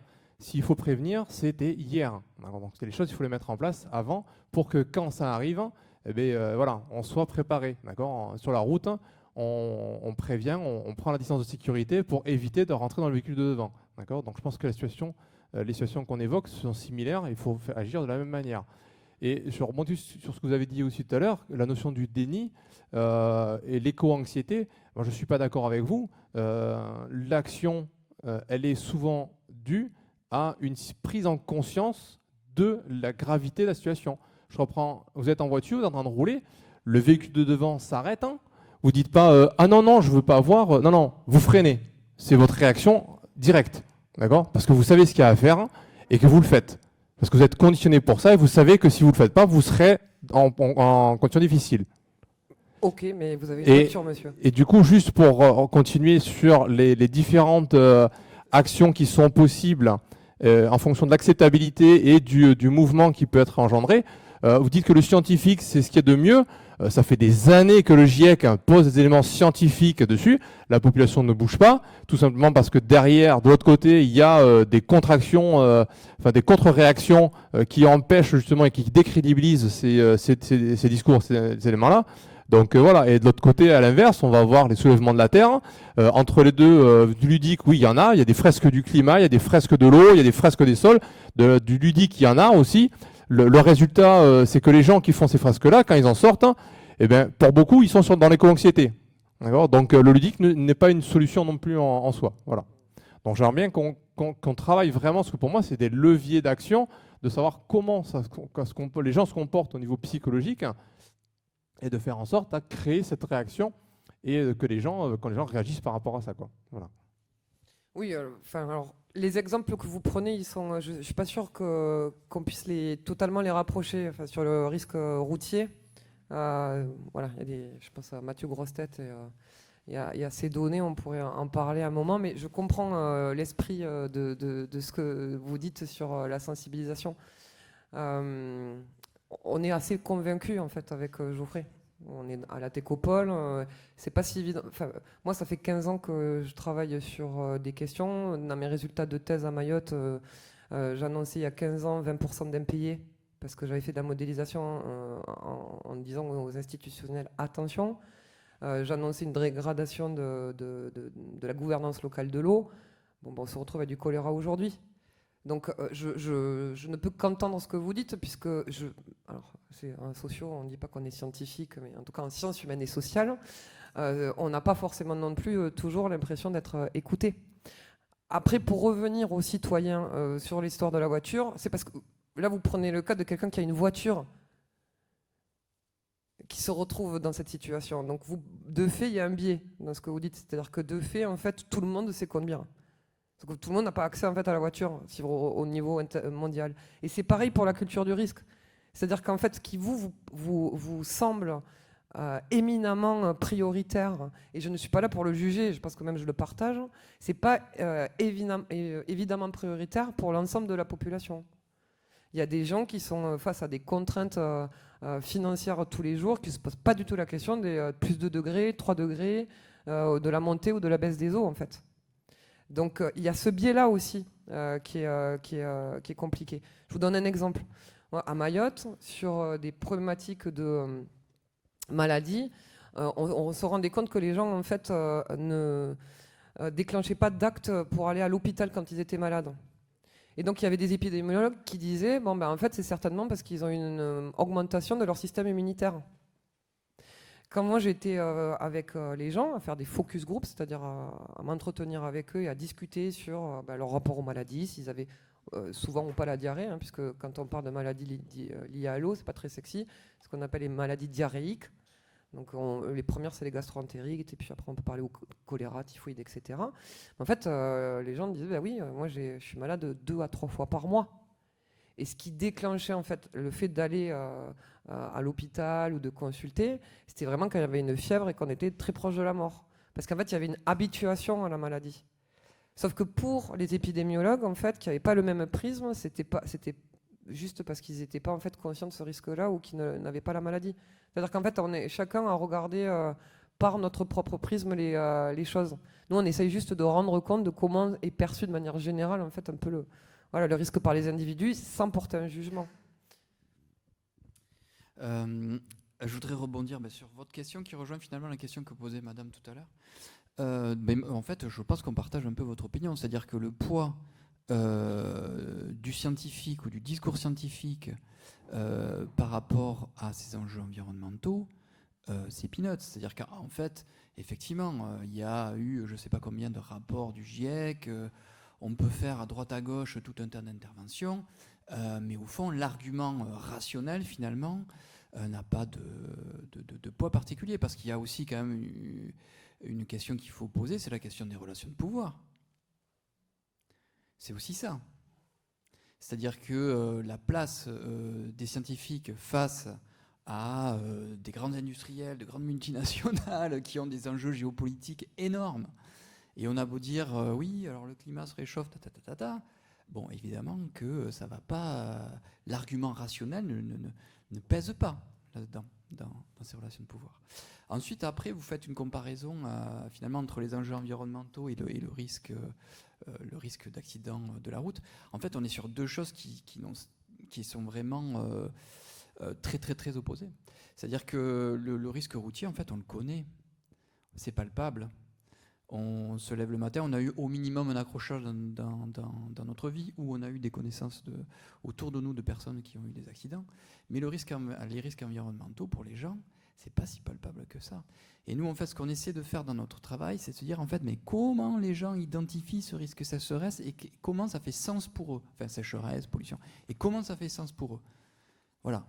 C'est le petit apport qu'on a là-dedans.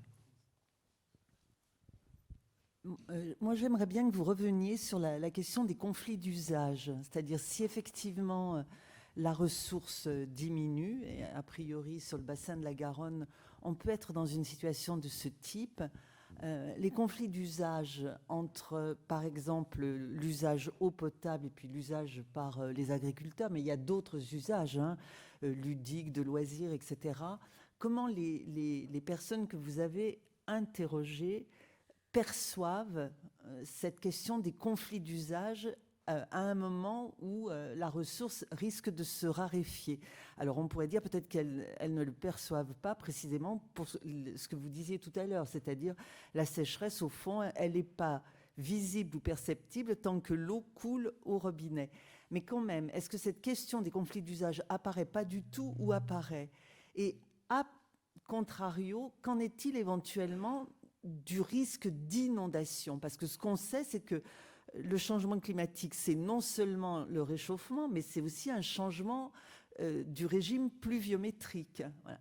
Alors, on a bien vu ce qui s'est passé pas très loin quand même d'ici à Valence il y a peu de temps, mais on a vu aussi il y a quelques mois ce qui s'est passé dans le Nord, avec à répétition des épisodes d'inondation qui, là, ont modifié non seulement les comportements individuels, mais modifient aujourd'hui l'aménagement. Donc, est-ce que là, la question de l'inondation sur le bassin de la Garonne est une question que vous avez abordée ou pas du tout, et perçue éventuellement comme un risque? Parce que dans l'histoire toulousaine, quand même, il y a des inondations qui ont marqué et dont on a encore la trace. Alors, on a endigué, ok, d'accord, mais est-ce que ça a complètement disparu? Ça existe encore ou pas? Alors, pour la première partie de la question, je pense que la question des conflits d'usage, elle émerge pas de manière explicite. Par exemple, même dans le cas des bassines, et on peut le voir aussi dans le traitement médiatique du cas des bassines, on n'a pas parlé de déficit hydrique, en fait. On a juste parlé de gens qui s'opposaient et qui se tapaient dessus. Mais fondamentalement, le cœur du sujet, à savoir, on manque d'eau, on n'est pas d'accord sur les modes de gestion de la ressource. Il y a ceux qui vont plutôt proposer une gestion par les communs, redéfinir la ressource autour de la notion de commun. Ceux qui vont plutôt porter la question de la réappropriation privée de l'eau. On ne parle pas de ces sujets-là, qui sont pourtant, à mon avis, cruciaux pour les répondre aux enjeux environnementaux auxquels nous faisons face. Et je vais même aller plus loin. Je crois en fait que des concepts juridiques tels que la propriété, tels que nous l'avons défini dans notre histoire et tels que dans le droit on l'applique en France, je pense qu'il faudrait, et d'ailleurs c'est un peu ce qui commence à se faire à Bordeaux, notamment dans les départements de philosophie, je pense qu'il faudrait commencer à la poser sur la table et voir si nos concepts juridiques sont adaptés pour répondre aux enjeux environnementaux. Ensuite, concernant la deuxième question, donc sur le risque inondation, alors je crois que j'avais un peu répondu tout à l'heure. Oui, il est présent sur des territoires. On le voit en fait notamment à Toulouse, à Bordeaux, à Agen aussi. Mais après, dans la hiérarchisation des risques sur d'autres territoires, plus on va se rapprocher des Pyrénées par exemple, moins il va être présent, alors même qu'à Saint-Béat, il y a eu des inondations aussi qui étaient dramatiques il y a quelques années.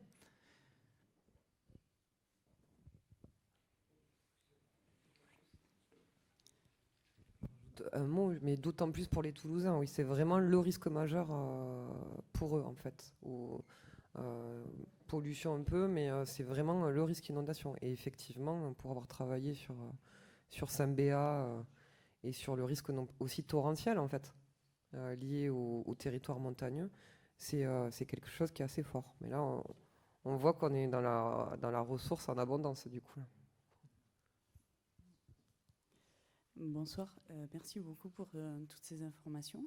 Alors moi j'ai une question complètement différente, peut-être un peu plus technique. Alors Aude disait tout à l'heure que Geoffroy, vous y étiez spécialiste de tout ce qui était pollution de l'eau, et notamment au niveau de sa qualité au regard de tout ce qui est molécules, résidus médicamenteux. Donc moi c'est quelque chose qui m'intéresse énormément et c'est la raison pour laquelle essentiellement je suis venue ce soir. Et je voulais savoir par rapport à tout ça, par rapport à toute cette exposition que l'on a au quotidien à tous ces résidus médicamenteux, donc au mieux des antibiotiques, au moins bien des anticancéreux, à mon avis très très fortement des hormones, quelles conséquences cela peut avoir sur nous, surtout sur nos enfants qui sont exposés à tout cela, et qu'est-ce que au niveau des impacts au niveau de la santé publique, quelles selon vous peuvent être les conséquences de tout ça, et comment nous en tant qu'usagers lambda qui puisons de l'eau à notre robinet pour boire et pour faire boire nos enfants, comment s'en prémunir voilà. Alors sur les conséquences sanitaires, je ne vais pas pouvoir vous répondre en particulier parce que je suis sociologue et que là ça dépasse largement mes compétences. Je peux vous dire par contre qu'il y a des études qui sont menées pour essayer de comprendre l'exposition dans le long terme en fait, à ces micropolluants auprès de populations qualifiées de plus fragiles, comme les femmes enceintes, les enfants, les personnes aussi immunodéficientes, etc. Pour les chimistes, en fait, avec qui j'ai travaillé, il y a une question qui se pose, c'est la question des effets cocktails, en fait. C'est-à-dire qu'en fait, on parle des résidus de médicaments, mais on retrouve tout un tas de produits chimiques en fait, dans les eaux. Et même lorsque les eaux usées sont traitées par du charbon actif ou par de l'ozonation qui va fractionner les molécules médicamenteuses, eh bien, ça ne prémunit pas forcément des effets cocktails potentiels présents après dans le milieu aquatique dans lequel on va pomper pour aller boire. Parce qu'une molécule va s'associer à une autre molécule et que peut-être la molécule toute seule, finalement, elle n'était pas si dangereuse que ça. Et par contre, associée à une autre molécule, ça peut avoir un effet détonnant. Mais je crains que je ne pourrai pas répondre à votre question parce que là, je pense que ça dépasse largement mes compétences et peut-être qu'il faudra aller voir des chimistes, des écotoxicologues sur le sujet, des épidémiologues.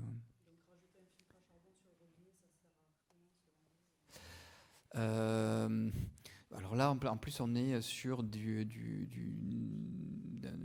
nanogrammes par litre. C'est vraiment... C'était une chimiste avec qui je travaillais, elle me disait que c'est l'équivalent d'un grain de sucre dans une piscine olympique, quoi. Un grain de sucre, et je ne parle pas du cube, je parle du grain qui est sur le cube. Alors, est-ce que le charbon arrive à capter toutes les molécules présentes? Je ne sais pas. Ouais. Et est-ce que vous savez si les travaux sont publiés de toutes ces recherches qui sont menées? Si les travaux? S'il y a déjà des travaux publiés et dans quels journaux sur toutes ces recherches? Sur les résidus de médicaments, il y a notamment les travaux d'Hélène Budzinski à Bordeaux, qui est chimiste et qui a travaillé en particulier sur ces micropolluants.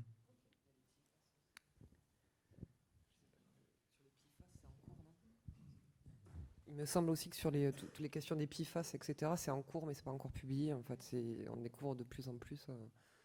Moi, si j'avais à rebondir sur cette question-là, ça serait moins en termes de conseils de consommation, mais plus de comment avoir du poids pour avoir du poids sur la façon dont est gérée la ressource.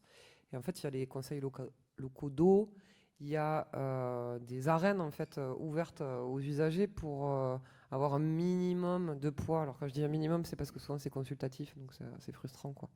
C'est pas on n'est pas dans des arènes de codécision, mais plus il y aura d'usagers, de citoyens en fait dans les conseils syndicaux qui seront présents, plus il y aura de poids en fait politique en fait sur les décisions.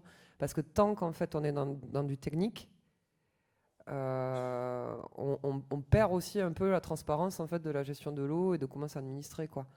Donc c'est un décalé par rapport à votre question sur la consommation, mais plus sur comment avoir du poids aussi à un moment donné sur la façon dont que ce soit les régies ou les acteurs privés gèrent notre eau, quoi. Oui, justement, je voulais rebondir exactement sur ce que vous venez de dire. Parce que moi, il me semble que la question que vous évoquiez tout à l'heure, la question des rapports de pouvoir, et peut-être des rapports de force aussi à certains moments, moi, il me semble effectivement qu'il y a quand même un déséquilibre aujourd'hui entre l'importance de ce commun que vous évoquiez et que devient de plus en plus l'eau, et les modes de gouvernance et à la manière dont les usagers sont associés à cette gouvernance. Par exemple, vous évoquiez les comités locaux, mais dans le comité de bassin à Dour-Garonne, par exemple, il y a un collège des usagers. Monsieur tout à l'heure évoquait la part que versaient les usagers au fonctionnement de l'agence à Dour-Garonne et aux agences de l'eau de manière globale. Je crois que les usagers, c'est de l'ordre de 65 à 70% du financement. Sur les 2 milliards qui sont versés aujourd'hui aux différents bassins en France, il est prévu dans le projet de budget 2025 une baisse de 130 millions d'euros. C'est déjà un premier élément. Mais il y a pire que ça. C'est que par le lobbying qui a été lié au dernier mouvement des agriculteurs notamment, il y a un certain nombre de sénateurs qui proposent un projet de loi pour baisser le nombre des usagers dans les comités de bassin aujourd'hui. Donc, au moment où il faudrait augmenter l'implication des usagers dans cette gouvernance de l'eau, certains veulent la diminuer. Donc, par rapport à ça, je pense qu'il n'y a pas 36 solutions. Effectivement, là, vous nous avez renvoyé des perceptions individuelles et vous avez très bien évoqué la question aussi du dépassement de ces perceptions individuelles par les cadres collectifs. Je pense qu'aujourd'hui, on est dans cette phase-là. Il ne s'agit plus de perceptions individuelles et d'actions individuelles. Il s'agit de construire des cadres collectifs pour pouvoir avoir la place qu'on mérite en tant qu'usager et en tant que partie prenante première, on va dire, dans cette question de la gouvernance de l'eau. Et donc, je pense que ces cadres collectifs, il y en a une partie qui sont d'ordre institutionnel, que vous évoquiez, et il y en a un certain nombre, dans lesquels, par exemple, en tant qu'association d'usagers, on peut siéger. Mais il y a aussi des cadres collectifs. Monsieur a évoqué les soulèvements de la terre, il y en a d'autres qui se sont constitués. On a évoqué les bassines tout à l'heure. Il y a des cadres collectifs nouveaux qui se créent par rapport à l'importance de cet enjeu fondamental qu'est l'eau aujourd'hui. Et je crois que c'est la conjugaison, et par rapport à ça, moi je pense que ce que vous faites comme travail et le travail d'éducation populaire qui doit être fait aussi parallèlement a une importance cruciale, parce que c'est la conjugaison d'un ensemble de choses aujourd'hui qui doit permettre d'éclairer en même temps un maximum de gens sur ces enjeux et de permettre l'action collective, de dépasser l'impuissance individuelle en permettant l'action collective par rapport à ça.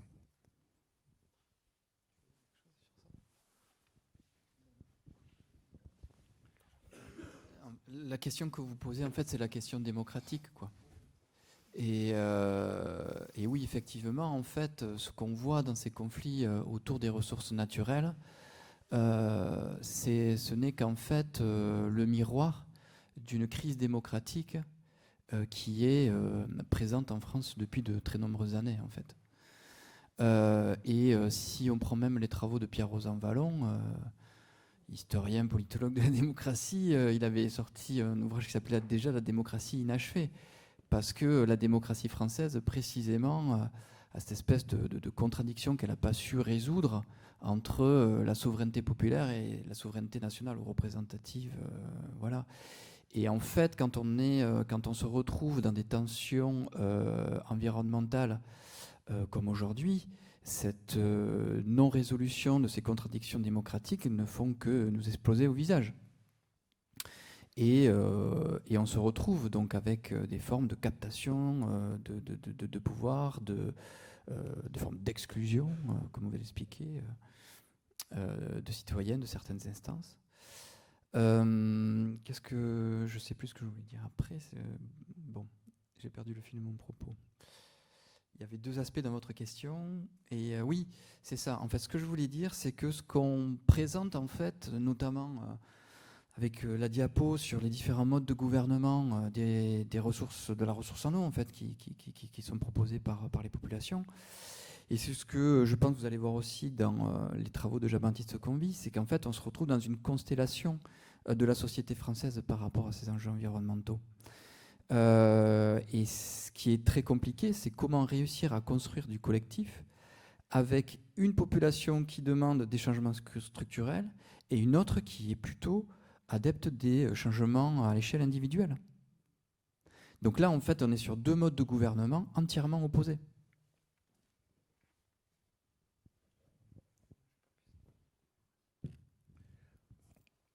Oui, bonsoir, Michel Brunner.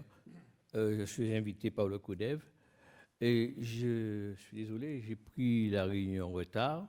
Je voulais arriver très tôt, mais le sujet est très intéressant concernant une conférence sur l'eau. Je suis arrivé, je vois en traite du risque de l'eau et j'étais très préoccupé de ce débat-là. Je crois que, suivant l'intervenant tout à l'heure, il y a un travail pédagogique à faire auprès de tous les citoyens au niveau de l'usage de l'eau, la gestion de l'eau, parce que l'eau, c'est la vie. Alors, ce que j'ai pu entendre, et là, vous allez pouvoir m'éclairer, puisque là, vous avez cette débattu là-dessus, on parle de risque. Alors, dans un passé, dans mon jeune âge, j'ai travaillé pendant plus de 40 ans dans une agence d'urbanisme. Et donc, là, c'est un sujet qu'on a abordé, pas en tant que spécialiste, parce que l'urbanisme, ce n'est pas le spécialiste de tout. On parle de la rareté de la ressource, l'assèchement. Nous savons que Toulouse reçoit plus de 2000, je crois, nouveaux arrivants. On a besoin de constructions nouvelles. Et il y a une quantité d'eau usée qui se déverse dans les cours d'eau, qui sont maltraités. Et je crois qu'il y a une éducation à faire passer pour la population pour une meilleure économie de l'eau. Mais néanmoins, je voudrais savoir de quel risque on parle. Est-ce que c'est le risque de l'insuffisance, de rareté de la ressource, ou comment réutiliser l'eau, l'eau usée un peu rééjectée pour d'autres usages, et quelle est la qualité de l'eau que nous consommons, puisque là j'ai dû mettre un purificateur d'eau chez moi. On voit, on ne sait pas, je ne sais pas si l'ARS donne des publications régulièrement sur la qualité de l'eau consommée, c'est très important, ça affecte notre santé.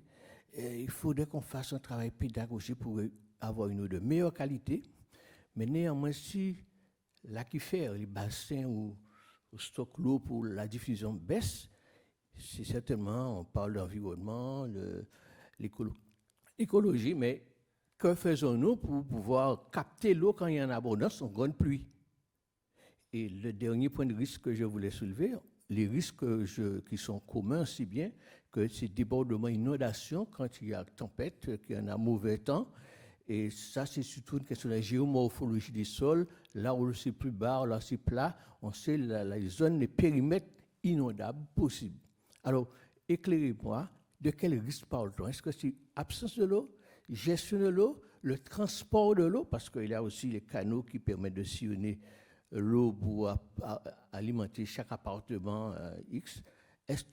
Quels sont les risques qu'on parle? Je suis désolé, je suis arrivé en retard. Alors, je veux être plus enrichi de vos connaissances pour savoir le risque. Est-ce que c'est une pensée pollution, gestion de l'eau, qualité de l'eau? Merci beaucoup.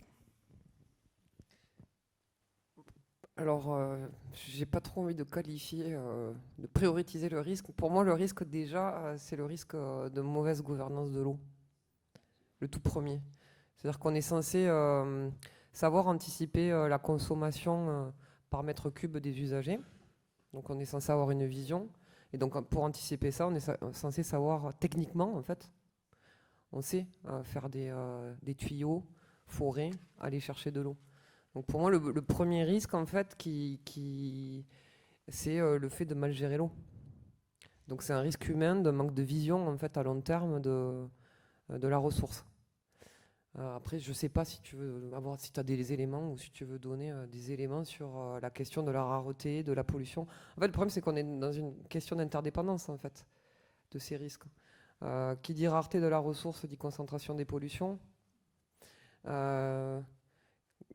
qui dit mauvaise gestion ou politique ambulatoire à l'hôpital dit eau usée avec résidus de médicaments du coup traités à domicile et non dans les ressources hospitalières.